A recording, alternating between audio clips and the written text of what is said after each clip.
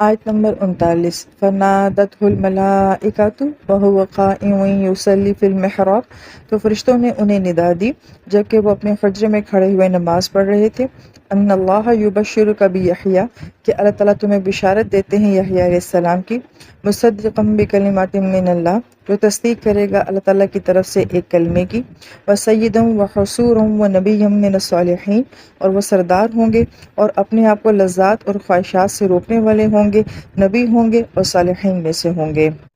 اس آیت مبارکہ کے ضمن میں پہلی خوبصورت بات یہ کہ جب زکریا علیہ السلام کو پکارا گیا تو وہ اس وقت جب کہ وہ نماز کی حالت میں تھے، تو گویا کہ فرشتوں کا خاص اسی وقت میں آنا کہ جب وہ نماز کی حالت میں تھے، تو علماء کرام یہ فرماتے ہیں کہ یہ قبولیت کا مقام ہوتا ہے کہ جب انسان اللہ تعالیٰ کے ساتھ باتیں کر رہا ہوتا ہے، اللہ تعالیٰ بھی اس کو نماز میں جو ہے وہ جواب دے رہے ہوتے ہیں۔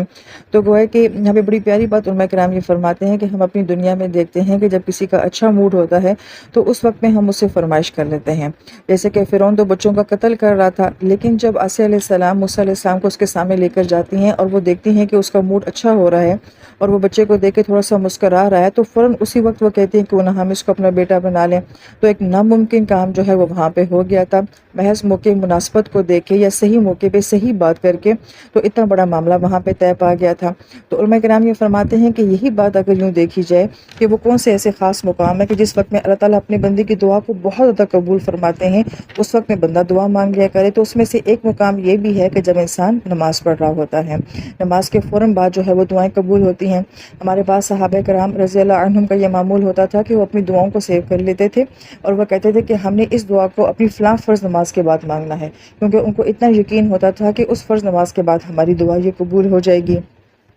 دوسری بات علماء کرام یہ بھی فرماتے ہیں کہ جب آپ کسی کے پاس کوئی نعمت دیکھتے ہیں تو اس وقت میں بجائے یہ کہ آپ احساس کمتری میں چلے جائیں، اپنے آپ کو مظلوم سمجھنا شروع کر دیں یا حسد کریں، تو یہی وہ خاص مقام ہوتا ہے جس وقت آپ خود اپنے لیے بھی دعا مانگ لیا کریں۔ بلکہ ہمارے بعض استاد یہ کہا کرتے تھے کہ اگر اسی وقت میں انسان جب کسی کے پاس کوئی نعمت دیکھتا ہے تو 2 رکعت نماز پڑھ کے اللہ تعالیٰ سے وہ نعمت مانگ لے تو وہ نعمت اس کو بھی مل جاتی ہے۔ تو گویا کہ یہاں سے ہمیں پتہ چلتا ہے کہ کس وقت میں انسان کی دعائیں جو ہیں وہ زیادہ قبول ہوتی ہیں۔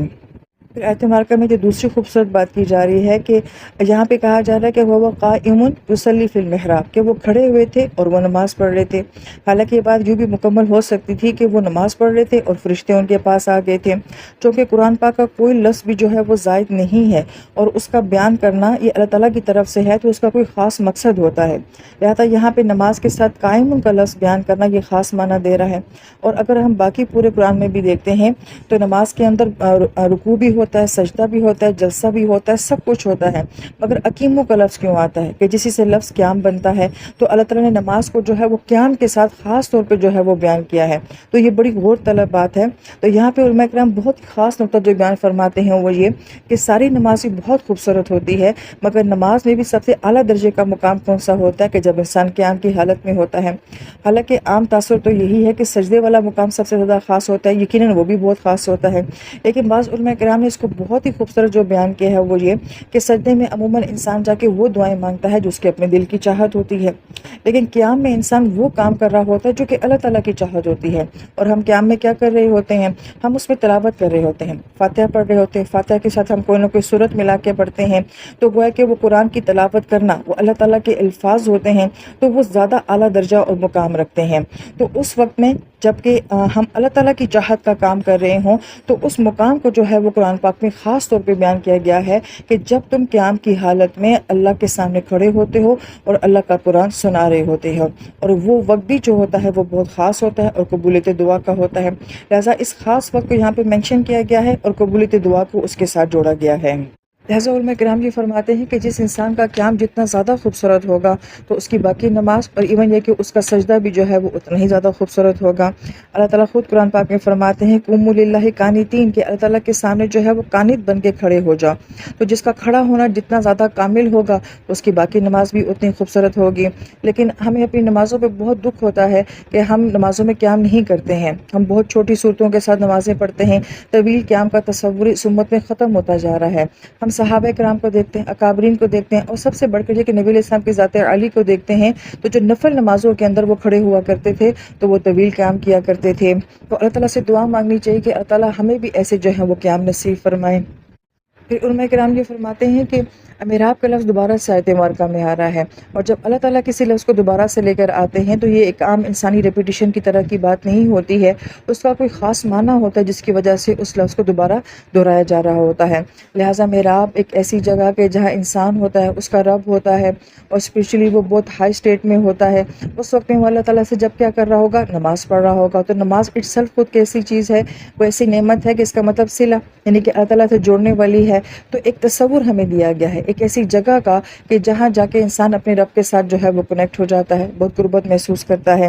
اور پھر یہاں پہ ایک اور بڑی پیاری بات کہی گئی کہ یہ محراب کون سا تھا، کیا یہ زکریا علیہ السلام کا اپنا محراب تھا یا پھر یہ مریم علیہ السلام کا محراب تھا؟ تو بعض علماء کرام نے فرمایا ہے کہ یہ زکریا علیہ السلام کا اپنا محراب تھا، اور بعض نے فرمایا کہ نہیں، یہ وہی جگہ ہے کہ جہاں آپ نے دعا مانگی تھی، یعنی کہ مریم علیہ السلام کا محراب۔ تو یہ اتنی بابرکت جگہ ہے کہ جہاں پہ مریم علیہ السلام کو بے موسم پھل مل رہے ہیں، وہیں پہ زکریا علیہ السلام دعا مانگ رہے ہیں، ان کی دعا قبول ہو رہی ہے، اور وہیں پہ آ کے فرشتے آپ کو بیٹے کی بشارت دے رہے ہیں، اور یہی وہ جگہ ہے جہاں پہ مریم علیہ السلام کو عیسیٰ علیہ السلام کی بشارت بھی ملتی ہے۔ تو وہ ہے کہ وہ جگہ جہاں انسان کا اللہ تعالیٰ کے ساتھ تعلق ہوتا ہے، اس جگہ پہ انسان کو بہت ساری بشارتیں ملتی ہیں۔ پھر ایک اور بڑی پیاری بات کہی گئی کہ یہاں پہ ملائکہ کا لفظ استعمال کیا گیا ہے کہ ایک فرشتے نہیں آئے تھے، یعنی کہ بہت سارے فرشتے آئے تھے۔ اور ہم جانتے ہیں کہ نبیوں سے جو کلام کرتے ہیں وہ جبرائیل امین ہوتے ہیں، اور جبرائیل امین جب آتے ہیں تو وہ اکیلے نہیں آتے، بلکہ ان کے ساتھ بعض اوقات بہت سارے دوسرے فرشتے بھی آتے ہیں، جس کو قرآن پاک کہتا ہے مطاع ثم امین، کہ آپ فالو کیے جاتے ہیں۔ تو اس کا مطلب ہے کہ بہت سارے فرشتے مل کے جو ہیں وہ زکریا علیہ السلام کو کس بات کی خوشخبری دینے کے لیے آ رہے ہیں، ایک بیٹے کی خوشخبری دینے کے لیے آ رہے ہیں۔ لہٰذا آیت مبارکہ میں آتا ہے کہ اللہ تعالیٰ آپ کو بشارت دیتے ہیں یحییٰ علیہ السلام کی، اور یہ کتنی پیاری اولادیں ہوا کرتی تھی کہ ان کی بشارتیں اور ان کی مبارکبادیں آسمانوں سے آیا کرتی تھیں۔ بچہ ابھی دنیا میں نہیں آیا، مگر مبارکباد آسمان سے آ رہی ہے، اور فرشتے اس کو لے کر آ رہے ہیں۔ اور پھر یہ وہ خاص بچے ہیں کہ جن کا نام زمین پہ نہیں رکھا گیا، ماں باپ نے نہیں رکھا، بلکہ آسمانوں میں ہی ان کا نام طے ہو گیا تھا کہ یہ یحییٰ ان کا نام ہوگا۔ یہاں پہ بہت ہی خوبصورت اور بہت ہی پیاری بات یہ ہے کہ اگر یہ مریم علیہ السلام کا محراب تھا جہاں پہ یہ بشارت زکریا علیہ السلام کو دی جا رہی ہے، مریم علیہ السلام خود وہ ہستی ہیں کہ جنہیں نہیں مانگا گیا تھا، کیونکہ ان کی جگہ تو بیٹے کو مانگا گیا تھا، لیکن بیٹی پیدا ہوئی تھی، مگر اللہ تعالیٰ نے ان کو کیسا بنا دیا کہ ان کے پاس جو بے موسم پھل دے کے زکریا علیہ السلام دعا کرتے ہیں تو ان کی وجہ سے زکریا علیہ السلام کو بیٹا مل جاتا ہے۔ تو یہ اللہ تعالیٰ کا اپنا ایک نظام ہے کہ وہ دعا جو کہ ان کی جگہ مانگی گئی تھی وہ ان کے حق میں تو قبول نہیں ہوئی، لیکن یہ دوسروں کے لیے اس دعا کی قبولیت کا ذریعہ بن گئی ہیں۔ سبحان اللہ۔ یحییٰ علیہ السلام کے نام کے بارے میں آتا ہے کہ اس لفظ کا مادہ جو ہے وہ ہا اور یا سے ہے، یعنی کہ حی سے ہے، اور حی جو ہے وہ زندگی کو کہا جاتا ہے، لیکن یہاں پہ لفظ جو ہے بطور فعل استعمال ہوا ہے، یحییٰ کی صورت میں استعمال ہوا ہے۔ اور میں کرام یہ فرماتے ہیں کہ چونکہ حی لفظ سے حیا بھی بنتا ہے اور حیات بھی بنتی ہے، تو ان کی شخصیت کے ساتھ کیا مناسبت رکھتا ہے یہ نام کہ یہ وہ نبی تھے کہ جنہوں نے بڑی حیا کے ساتھ زندگی گزاری تھی، یا پھر یہ کہ اللہ پاک نے ان کو ایک خاص قسم کی حیات دی تھی؟ اور وہ حیات کیا تھی کہ یحییٰ علیہ السلام تو اپنی جوانی میں ہی شہید کر دیے گئے تھے، اور جو شہید ہوتا ہے اسے ایک خاص قسم کی حیات جو ہے وہ نصیب ہوتی ہے۔ تو گویا کہ آپ کے نام کے ساتھ آپ کی خاص مناسبت جو ہے وہ نظر آتی ہے۔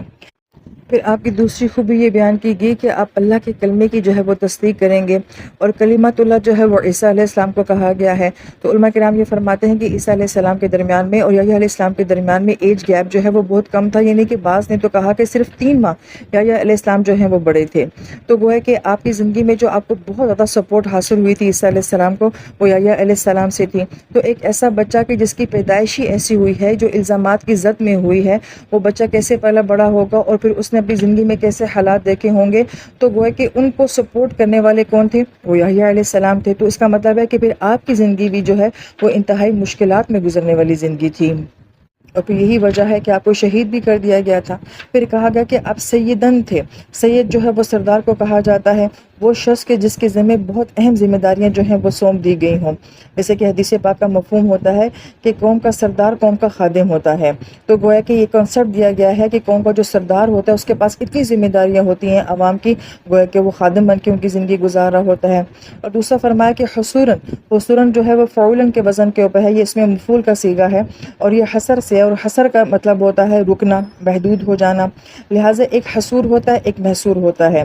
محصور کا مطلب یہ ہوتا ہے کہ جس کو زبردستی کسی کام سے روک دیا گیا ہو، لیکن حصور کا مطلب یہ ہوتا ہے کہ جو خود کسی کام سے رک گیا ہو۔ لہٰذا یحییٰ علیہ السلام ایسے تھے کہ انہوں نے ساری زندگی جو ہے وہ شادی نہیں کی تھی۔ اس کا یہ معنی نہیں تھا کہ آپ کے اندر کسی قسم کی صلاحیت نہیں تھی، آپ میں کوئی کمی تھی تو آپ نے شادی نہیں کی تھی، بلکہ آپ نے صلاحیت ہونے کے باوجود بھی اپنے آپ کو اس کام سے روکے رکھا تھا، اس وجہ سے آپ کو حصور جو ہے وہ کہا گیا۔